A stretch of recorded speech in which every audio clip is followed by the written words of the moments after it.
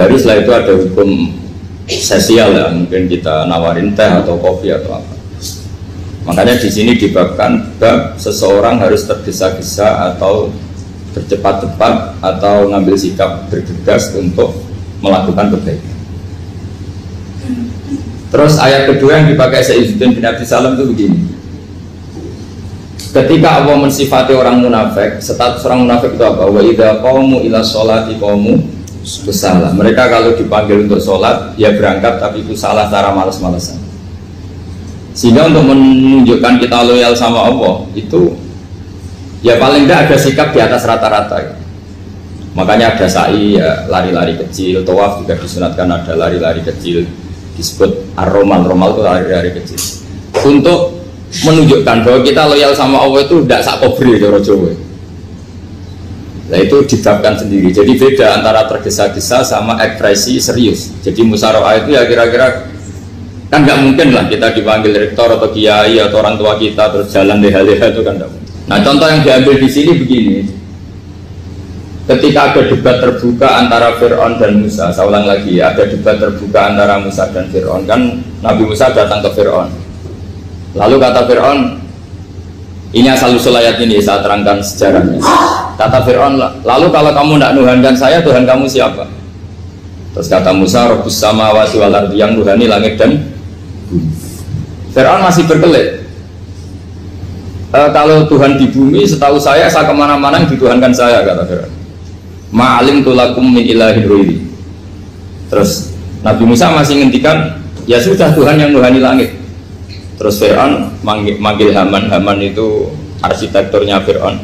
Ya Haman ibnili sorhal ali abduhul asbab samawati fa'attaliya ila ilahi Musa. Haman bangunkan kami piramida yang tinggi. Saya ingin melihat Tuhannya Musa. Musa akhirnya mikir, karena kalaupun Fir'aun bisa naik ke langit tetap tidak bisa melihat Tuhan. Kita tahu Tuhan nggak bisa dilihat. Kita yang mukmin aja tidak lihat, apalagi Fir'aun rivalnya. Akhirnya Musa ganti argumentasi, yaitu argumentasinya Musa, Rabbukum wa Rabbu abaikumul awwalin. Ini perlu diingat dan perlu saya sampaikan. Yang nuhani kamu dan yang menuhani leluhur kamu. Itu sangat memukul Fir'aun. Karena logikanya kalau Fir'aun itu Tuhan, berarti babanya dulu tanpa Tuhan. Ini ada Tuhan terlambat. Jadi kalau Fir'aun Tuhan, berarti banyak tanpa Tuhan, karena zaman era mbahnya belum ada Tuhan. Karena perdebatan itu banyak penggawa Fir'aun yang mukmin. Wah ini Fir'aun nggak bener ini. Kalau dia Tuhan berarti babanya tambah. Karena kalau iman itu akan diadili, akan dieksekusi, maka orang ini berstatus rojulum mukminum min ali Fir'aun yaktum imanah. Maka di Quran diterangkan wa qala rojulum mukminum min ali Fir'aun yaktumu imanah. Ada seseorang yang iman tapi menyembunyikan iman. Lah orang ini selalu ikut rapat di rapat-rapat penting Fir'aun, termasuk rapat ketika Fir'aun dan para tentaranya memutuskan membunuh Musa. Karena dia ikut rapat dan eksekutornya besok disuruh menangkap Musa, orang ini malam itu juga nemuin Musa terus bilang innal mal ayat tabiru nabikal yaqtulu ka Musa. Rapat tadi malam memutuskan kamu besok dibunuh, maka kamu harus bergegas meninggalkan Mesir. Nah, dari kesimpulan itu, dari cerita itu kemudian diambil secara hukum fikih bahwa untuk menyelamatkan darah harus jasa, harus bergegas. Andai kan Musa itu kok sak kobre, sak sempate, maka keburu. Andai kan ini rojul ini tadi, orang tadi penasihat tadi kok sak kobre ya, maka berarti Musa terlanjur tertang.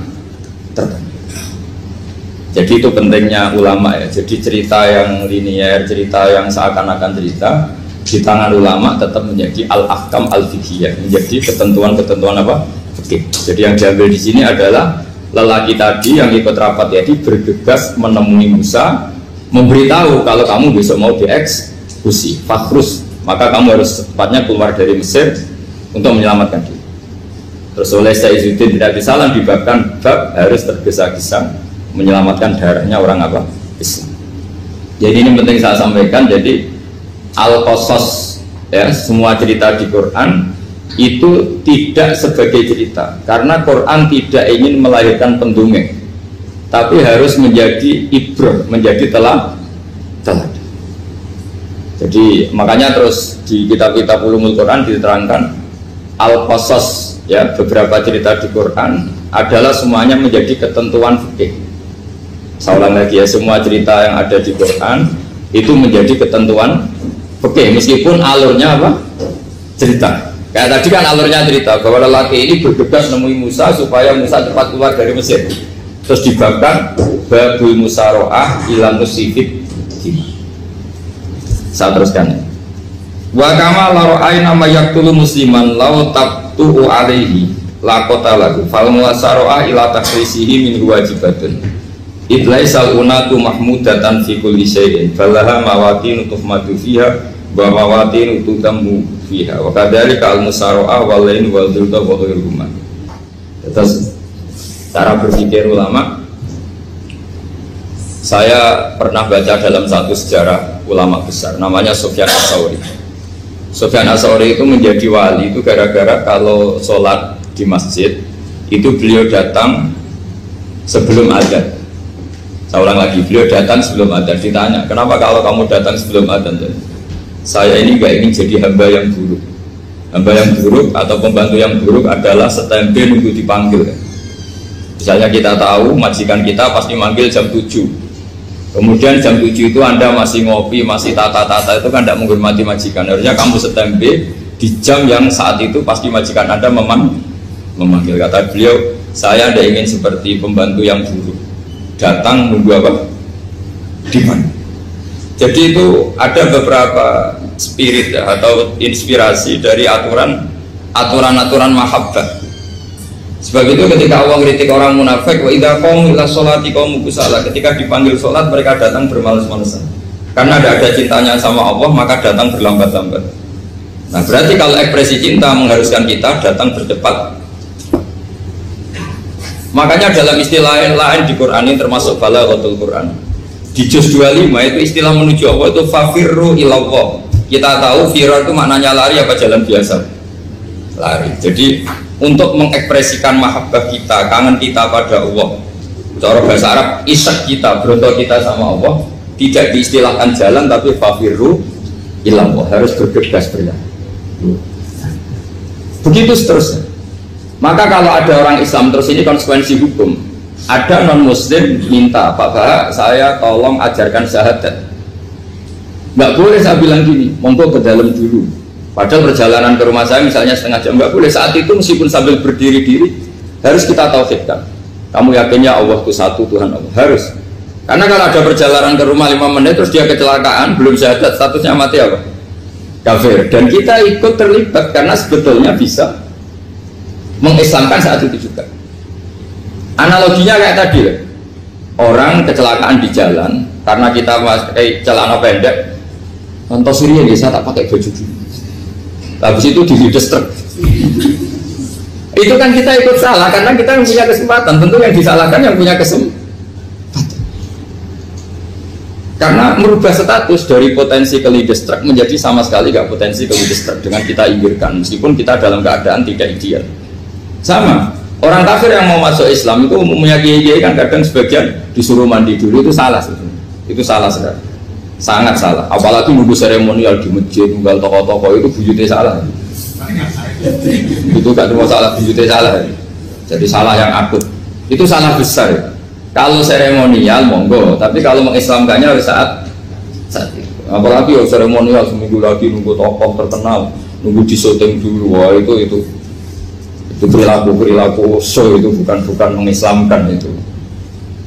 Makanya kita yang sebagai peneliti fikih itu kadang itu enggak serg gitu. Masa mau Islam nunggu di masjid dulu, di syuting dan tokoh-tokoh itu salah. Itu sama dia kamu lihat orang kecelakaan mau menyelamatkan, ini ada wartawan enggak ya? Minta di syuting dulu sedang mati ini. Jadi kita normal saja dalam Islam, sesuatu yang mendesak, yang emergensi ya perlakuannya harus cepat. Sehingga dibabkan faslun fil musaroah ila musifid fitimah. Jadi ada beberapa contoh di Quran memang aturannya seperti itu. Makanya semua redaksi Quran tentang menuju Allah diredakseno fafirru ilallah. Makanya di tawaf ada ekspresi romal, jalan agak cepat. Di sa'i juga ada momen-momen kita harus romal berjalan cepat. Di beberapa aturan juga seperti itu. Ya saya ulang lagi, di beberapa aturan Islam juga seperti itu. Nah sekarang efek di hukum haji. Saya banyak baca literatur haji. Haji dalam aturan Islam itu wujuban tarofian, wajib yang tidak langsung mendesak.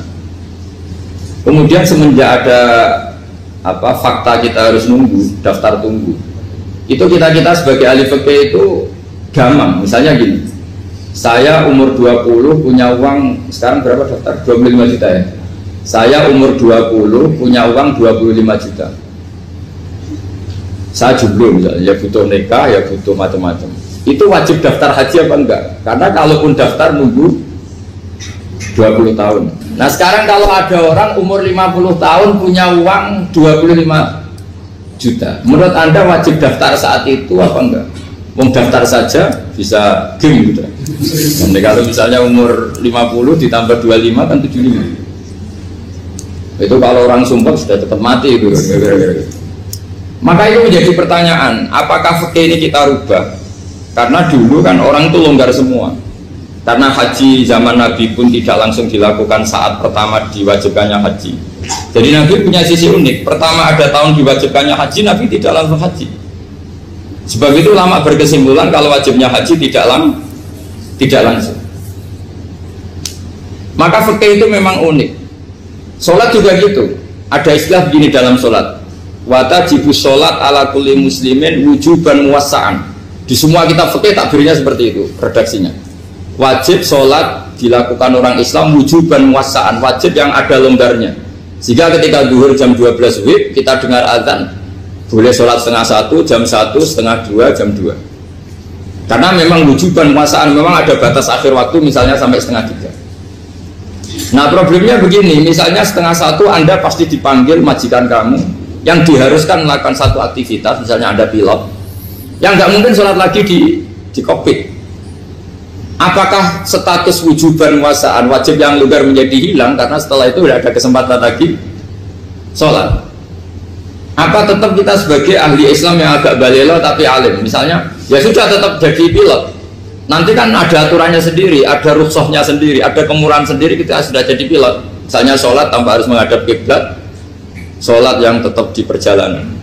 Kira-kira Anda kalau jadi ahli fikih milih mana? Milih harus sholat di depan apa tetap memberi kelonggaran? Gak apa-apa sholat sambil apa? Nyuper ya, sambil pilotin apa pesawat. Anda milih mana?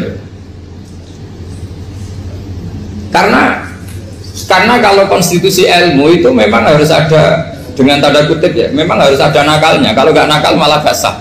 Memang unik ilmu itu. Karena ilmu itu kalau dipaksakan lurus terus, itu nanti malah bengkok karena menghilangkan rukhsahnya Allah, kemurahan Allah. Tapi kalau dipaksakan rukhsah terus, murah terus, nanti dianggap menyepelekan hukumnya Allah. Maka kita yang ahli fikih itu pusing. Misalnya saya sering ditanya, Gus saya ini supir bis, kan musafir terus, berarti saya boleh tidak puasa terus panjang Ramadan? Coba kalau ada jadi ahli fikih mesti bingung. Mau boleh, ya boleh terus supaya orang nggak peduli sama Ramadan. Mau mengatakan wajib puasa, kayak nggak peduli dengan kemurahan Allah yang membolehkan musafir tidak puasa. Coba loh, Anda jangan jadi ekstremis yang misalnya bantah kok protes kok, ini kan. Jadi memang mengkaji ilmu itu ya, makanya dengan tanda kutip itu harus ada nakal, tapi nakal yang baik, bukan nakal.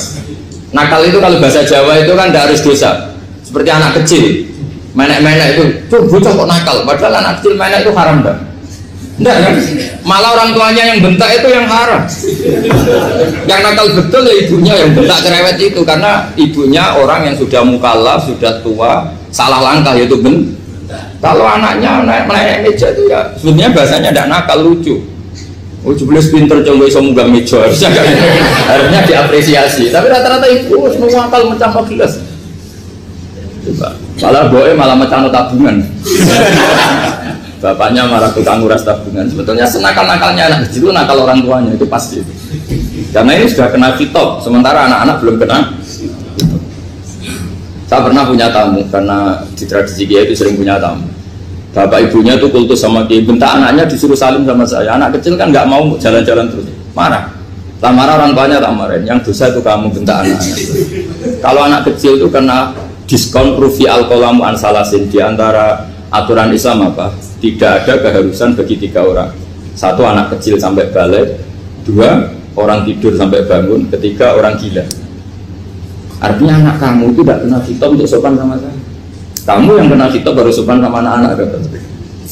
Nah ini ada Jawa itu kadang keliru. Jadi orang tua itu marah-marah memaksakan anaknya sopan. Padahal Allah memberi diskon anak kecil itu belum wajib sopan. Gak apa-apa ada tamu naik-naik itu. Asal masih anak kecil. Makanya Rasulullah ketika beliau sholat sujud itu Hasan Husain itu naik. Cara Jawa Nabi itu 3 tumpahan. Semua riwayat mengatakan Nabi itu diam saja gak berani ngangkat. Sampai sahabat itu ada yang ngomong ini Nabi sujud lama sekali ada apa? Jadi kita punya riwayat itu ya baru kayak sahabat yang agak nakal. Semuanya itu sujud, tapi bareng di atas rata-rata ada sahabat yang belakang ngomong. Siapa tuh ini sujudnya kok lama? Barokahnya itu ditemukan riwayat. Oh, ono putune. Karena Hasan itu naik di atas punggungnya apa? Nabi itu andai ada yang ngomong riwayat ini tidak ditemukan. Barokahnya ada yang ngomong itu mungkin. Kalau sekarang mungkin semua masjid ngomong karena orang sekarang jarang yang khusyuk. Kalau dulu hanya 1 yang di belakang. Setelah itu Nabi memberi penjelasan, saya tadi sebetulnya harus mengakhiri sujud saya sesuai aturan umum, tapi ada cucu saya tak biarkan sampai dia puas naik punggung saya, sehingga dia turun baru sana. Filosofinya apa? Begini, anak kecil 1 tidak kena khitab, 2 jangan sampai sholat itu jadi problem. Kalau Nabi nyentak Hasan, membentak, putu lono bae sholat kok diganggu, maka sholat menjadi trauma. Gara-gara sholat bahasa bentak saya. Lama-lama anak ini trauma dengan sholat karena dianggap problem. Makanya saya termasuk kiai nggak berpendapat anak kecil nggak boleh di masjid. Sering kan anak kecil di masjid atau khutbah ramai. Saya termasuk setuju tetap boleh. Kalau dibentak di masjid maka dia trauma dengan masjid. Bangsa ke masjid dibentak. Lagi pula kadang-kadang orang tuh gaya-gayaan toh. Wah ramai orang khutbah ramai nih. Padahal kalau nggak diramein anak-anak malah udah tidur. Kita kan nggak bisa menjamin kalau perilaku kita lebih baik gitu. Mendingan kan anak-anak main di masjid dibanding di karaoke kan. Jadi kan, ya ini maksudnya saya, ini fikih ya, fikih itu wilayahnya, makanya jadi ahli fikih itu susah-susah gampang. Jadi kan jangan hanya berpikir protes dengan ketentuan fikih, mengkaji yang sebanyak-banyaknya. Itu tadi, misalnya Anda seorang supir permanen, supir bis terutama, kalau truk kan bisa leha-leha, kalau bis kan apa ada deadline-nya ya waktu, seperti bis jurusan Surabaya Semarang, saya kan sering naik bis jurusan Surabaya Semarang. Kadang-kadang supirnya melihat saya tanya, Gus saya ini supir. Saya ini Ramadan itu gimana ya? Ya saya sudah ngerti setengah nakal, dan senengnya dijawab rasa poso ya saya tahu. Tapi masalahnya secara fikih kalau kamu mengatakan kamu harus puasa terus, kamu melanggar konstitusi ilmu. Memang musafir punya diskon, boleh tidak puasa. Pertanyaannya bayarnya kapan? Mau Syawal ya nyupir lagi, Zulhijjah ya nyupir lagi, nanti sampai Ramadan ya. Nah terus ya pas kamu cuti, biasanya cutinya pas sakit, boleh diskon lagi karena sakit. Coba. Nah, andai kan ada jadi ahli fikih milik zaman. Lu kalau orangnya soleh terus kayak ustadz-ustadz di sini kayak dosen UI kan, masa dosen UI Universitas Islam nggak Islami kan nggak mungkin. Mungkin memilih poso kan. Masalahnya ini kan hukum untuk orang kebanyakan, nggak boleh hukum musuh gak kuat. Sahur jam 3:30 ngambil vitamin pokoknya harus kuat. Itu tidak hukum, itu saran. Hukum itu beda dengan saran. Hukum itu hanya berpijak musafir itu boleh stop. Kalau saran memang boleh, ya usahakan kamu makan 3:30 pas fit nyupir. Terus kalau nyupir selesai jam 10 nanti istirahat. Memangnya majikan bisa ngatur jamnya? Itu fikih. Maka menjadi perdebatan yang namanya pergi itu apa? Menurut Imam Syafi'i pergi itu ya dari rumahnya ke tempat yang asing yang tidak wilayahnya namanya pergi. Menurut Imam Ahmad bin Hanbal enggak. Pergi itu tidak kerja. Jadi orang yang supir yang seperti itu namanya tidak pergi tapi kerja. Tanyakan ke publik, misalnya jenengan ke UI, istri kamu atau suami kamu ditanya, istri kamu kemana? Kira-kira jawabnya bilang pergi jalan-jalan apa bilang kerja? Kerja. Makanya kata Imam Ahmad bin Hanbal, mudi musafar atau orang yang berprofesi, yang profesinya memang harus pergi, kayak traveling atau supir, maka itu namanya tidak pergi, namanya itu kerja. Karena apa? Sekali distatuskan pergi, maka ikut status yang dikatakan Allah dan Rasul dapat diskon, boleh tidak puasa. Maka terus kita debat tentang definisi. Nah, definisi ini penting karena yang menjadikan hukum rubah itu definisi. Misalnya gini, mbak ini ngaji saya. Statusnya kalau pakai status saya ajnabi, orang lain bapak ajnabiyah, maka hukumnya saya melihat bapak ini haram karena statusnya ajnabi melihat ajnabiyah yang tidak mahram. Tapi kalau di fikih itu ada statusnya. Antara lelaki boleh muwajahah sama perempuan adalah satu untuk belajar, dua untuk muamalah, tiga untuk kesaksian, empat untuk pengobatan. Itu kan ada pengecualian. Sehingga statusnya sekarang Mbak itu belajar, apa ini melihat Gus Bah atau Gus Bah itu mengajar atau gimana, itu statusnya bisa rubah. Makanya kalau sebetulnya kalau kita marung di warung misalnya Padang, kita nggak pilah-pilah, kebetulan pelayannya perempuan itu masih bisa dipilah secara fikih. Saya muamalah marung, cuma kebetulan penjaganya. Tapi masalahnya Papa ini punya daftar penjaga yang cantik, masalah. Maka pertanyaannya itu marung ke situ demi marung apa demi melihat? Tidak jawab saja. Demi marung apa demi melihat? Kalau demi marung sepakatnya penjaga yang sangar-sangar juga banyak. Akhirnya kalau demi makan penjaga yang cowok kan banyak. Kalau demi melihat berarti yang dihitung kan niatnya. Berarti karena muamalah apa karena melihat? Melihat. Itu status. Jadi makanya kalau mudi musafar itu namanya orang pergi atau orang kerja? Orang kerja. Maka menurut pikirannya Imam Ahmad bin Hanbal seperti itu harus puasa karena dia adalah pekerja, bukan musafir. Lalu dalam masalah jumlah 3 hari misalnya, kalau dalam fikih kita, nggak saya kenapa ngomong fikih terus ya, karena banyak yang melupakan fikih. Jenengan pergi haji. Zaman Nabi haji itu jamak dan qashar terus. Padahal hajinya Nabi itu, haji itu minimal kan berapa hari minimal itu? 9, 10, 11, 12. Sebenarnya haji itu minimal hanya 4 hari. Karena 13 Dzulhijjah bisa nafar apa? Awal. Kalau nafar awal berarti nggak ada kewajiban nafar sani. Berarti yang wajib betul kan tanggal 9 wukuf di Arafah, terus 10 biasanya ifadah sama balang jumroh apa?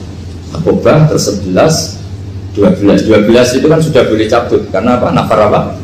Awal. Berarti nggak usah nafar apa? Sani. Berarti hanya berapa? 4. Tapi Nabi haji di Mekah Madinah itu sampai 40 hari karena perjalanan. Pertanyaannya, ketika Nabi menjamak dan mengqashar itu cara Imam Syafi'i lis safar. Karena Nabi orang Madinah datang ke Mekah dengan jarak 460 kilo, maka Nabi boleh jamak dan qashar. Jadi pikiran Imam Syafi'i, jamaknya Nabi itu lis safar karena pergi. Cara pikiran Imam Malik enggak, jawabnya Nabi itu lin nusuk. Nabi menjamak sholat itu karena melakukan ibadah haji. Efeknya adalah orang Mekah kalau haji itu cara Imam Malik meskipun jaraknya dekat boleh apa? Boleh apa? Qashar, boleh jamak qashar. Lalu terus ada pertanyaan fikih lagi. Lalu jamak qashar itu karena pergi apa karena masyaqqah? Karena repot. Coba kalau sampean kira-kira jawab. Misalnya kita orang kaya bawa uang 1 miliar, naiknya Alphard, ada supirnya, ada ajudannya, pergi di jarak 100 kilo. Masyaqqahnya kan tidak ada sama sekali, apalagi di tol kebetulan nggak macet. Kira-kira boleh jamak nggak? Boleh, terus karena pergi, tapi kan nggak ada repotnya sama sekali. Dibanding misalnya yang ngebis bawa beras 1 kintal gitu, udah gitu suruhan orang lagi kan pusing. Maka fikih ini untuk memberi hukum itu, kalau fikih itu menstatuskan dulu. Ini orang boleh jamak itu karena masyaqqah apa karena safar. Lalu kalau setelah karena safar itu karena jaraknya apa tingkat masyaqqahnya. Kalau karena jaraknya ya tidak juga gini waktunya. Mungkin Anda tidak pernah terpikir begini. Kalau saya mau ke Jakarta, kemudian sampai Purworejo itu sudah waktu zuhur, saya boleh nggak zuhur di situ sama asar? Boleh kan? Padahal perjalanan saya belum capek. Artinya nunggu boleh jamak itu setelah kita menempuh jarak itu apa sedang menuju dan niat. sedang menuju dan iya, misalnya saya mau ke Jakarta, saya orang Sleman mau ke Jakarta, itu sampai mana itu Magelang itu sudah boleh jamak kan? Boleh kan? Boleh karena saya mau ke. Nah pertanyaan secara fikih mungkin ada tidak terlintas. Ternyata ditelepon sama istrinya nggak jadi pergi. Padahal sholatnya kadung di jamak duhur dan asar. Apakah setelah di rumah sholat lagi? Tapi nggak pernah mikir gitu. Jadi orang fikih itu sudah pusing, makanya jangan diprotes terus. Kita ini sudah pusing. Ya orang itu enak aja protes terus. Nggak perlu jenengan nanti wajib sholat lagi enggak? Dia bolehnya jamak kan berdasar berstatus musafir. Ternyata setelah Magelang ditelepon istrinya nggak jadi. Dia kadang sholat duhur dan asar. Setelah pulang masih jam 1. Terus ada asar, wah sholat. Kalau menurut Anda sholat lagi apa enggak? Jangan saran. Kalau saran, wah sebaiknya sholat lagi. Itu tidak hukum, itu saran itu namanya. Saran dengan hukum beda. Sholat lagi beda. Ketika ada jabah itu berdasar malas atau berdasar hukum? Apa? Nah kalau Anda sholat lagi, pertanyaannya gini, Allah itu tidak punya tradisi mewajibkan 2 kali. Pertanyaan fikihnya mesti gitu. Dan saat Anda di Magelang menjamak itu melakukan sesuatu yang disahkan oleh agama. Berarti pas Anda jamak duhur asar, sesuatu pas melakukan itu kan berstatus sah dan boleh. Meskipun setelah itu ada masalah, istri kamu nelpon terus pulang.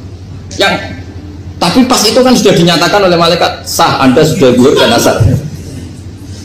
Kalau melihat itu tidak wajib mengulang. Tapi bisa saja malaikat ada yang usil. Itu sah karena Anda berstatus musafir. Berhubung status Anda hilang, maka poin Anda sudah sholat juga hilang. Kamu milih fikih yang mana? Jadi peneliti fikih itu beda dengan orang-orang yang dengarin protes. Beda karena nekuni itu beda karena ada konsekuensinya. Makanya fikih itu sampai saya punya kitab fikih itu dikarang satu orang itu jumlahnya 20 jilid, per jilid itu segini. Jadi satu meja ini dikarang satu orang. Itu mulai yang presisi, yang detail sampai yang khayal. Yang khayal juga ada. Yang khayal itu tadi beliau banyak menghayalkan diri. Suatu saat Anda datang ke Mekah itu hanya butuh waktu 20 menit. Zaman itu belum ada pesawat. Lalu beliau gak jamak, beliau gak nakal. Nakal itu begini. Sama orang kaya punya jet pribadi, misalnya Anda Ronaldo masuk Islam, orang kaya. Itu bisa gak puasa. Karena begini.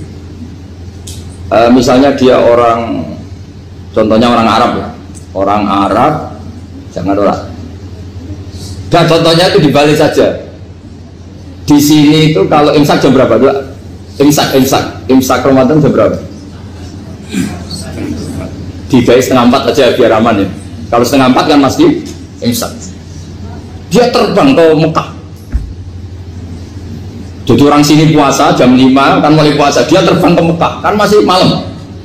Makan terus dia. Mekah mau ada matahari terbang lagi ke barat. Karena dia menghindari berstatus puasa. Atau sebaliknya dia orang Mekah jam 12 puasa, 12 siang puasa. Dia wah kalau 6 jam lagi buka bisa barat saya. Terbang ke Indonesia. Ke Indonesia terbang baru 1 jam di sini sudah buka. Itu khayal. Jadi itu ada khayalnya. Itu lama dulu sebelum ada pesawat sedang mengkhayal gitu. Bolehkah orang yang di Masyrik ke Maghrib demi itu? Kalau Anda jadi Raja Salman jam 1 kok sudah nggak kuat apa? Puasa itu diberi saran terbang ke Indonesia. Itu kalau pakai jet kan nggak sampai 9 jam, 1 jam ke Jakarta. Sudah ada wow akbar. Bukan. Boleh nggak? Belum mau kamu nggak bilang, oh nggak boleh. Wong di Jakarta sudah bisa sih. Masa sudah matahari terbenam orangnya nggak boleh? Bukan. Leja. Apa? Kalau resikonya gini, Sampean mungkin nggak mikir, resikonya gini, kalau dia berstatus musafir, bolehnya buka karena musafir, pertanyaannya dia wajib bayar. Kan musafir bolehnya kodok nanti harus bayar, tapi kalau dia buka normal kan bayar, beda, efek pakainya beda. Sampean jangan protes, Gus Baik gimana, mau ngaji mana tidak sedang. Ini kan ngajinya para dosen, para pegawai, jadi harusnya itu jadi mufti, ngaji untuk jadi mufti. Bukan ngaji untuk mendengarkan. Jadi makanya saya mohon jangan sering protes sama ulama itu sudah pusing. Karena efek-efek hukum itu tidak gampang. Kayak tadi misalnya kalau dia boleh buka atas nama musafir, resikonya wajib bayar. Masalahnya Raja Salman ini mau enggak dia inginnya. Maka pertanyaannya itu kitab yang milik saya tadi yang 20 jilid tadi, ulama itu mulai dulu sudah membayangkan bagaimana kalau suatu saat ada satu kendaraan. Kenapa ulama bisa membayangkan itu? Karena ada buruk. Meskipun mereka nggak numpak buruk, hanya Rasulullah, tapi kan bisa membayangkan ada toyil waktu. Waktu itu bisa dilipat. Karena ulama dulu ahli astronomi, jadi bumi itu bulatnya gini, muternya gini. Berarti suatu saat ada satu ilmu di mana orang ambil satu posisi terus melewati toyil waktu, ngalami lintasan waktu. Mulai dulu itu sudah dibicarakan. Pertanyaannya lalu status orang ini kayak apa? Misalnya tadi orang Mekah ingin cepat buka terbang ke Indonesia. Orang Indonesia menghindari imsak, misalnya 3:30, dia belum sahur. Wah kalau saya di Indonesia ini sifatnya sahur. Wah saya tak terbang ke Mekah. Wah kan terbang di Mekah ternyata masih jam 8. Wah bisa makan sepuasnya jam 8 malam, artinya jam 20. Kan enak ya. Bar warak balik ke Indonesia terus jam 1 siang. Jam 1 siang kalau ini cepat buka terbang ke timur langsung buka. Berarti dia kira-kira masa aja 3 jam. Tapi terus ya mungkin kalau sampean lalu kok suruh repot-repot ngono tinggal dulu blok sinetron kok buka dewe. Itu tidak hukum, saran itu namanya apa? Kalau hukum tetap tadi yang dikatakan puasa adalah imsak, mulai jam imsak sampai hurubus. Lalu pertanyaannya lagi, hurubus samsi sampai imsak itu konversi jam apa nyata-nyata hurubus samsi? Kalau yang diliwati khatul istiwa itu nyata, fi'lan, kalau dalam bahasa Arab fi'lan awaqiyah. Tapi kalau Anda orang kutub, saya sering kirim-kiriman surat sama mufti-mufti yang ada di Timur Tengah, di Eropa, konsultasi maksudnya. Orang kutub itu kan tidak ada matahari, tidak ada apa-apa. Jika kalau Anda baca kitab di kutub, mesti Gus Bak ada pembohong. Misalnya orang kutub ngaji saya, kamu harus subuh sebelum matahari terbit. Sekali matahari terbit waktunya hilang. Duhur setelah matahari agak ke barat. Asar kalau matahari terbenam hilang waktunya. Terus mereka mesti bilang mataharinya di mana? Maka pertanyaannya, boleh gak mengkonversi waktu untuk orang kutub? Jadi misalnya pola umum subuh jam 4:30, berarti antara subuh dan qadha itu 1,5 jam.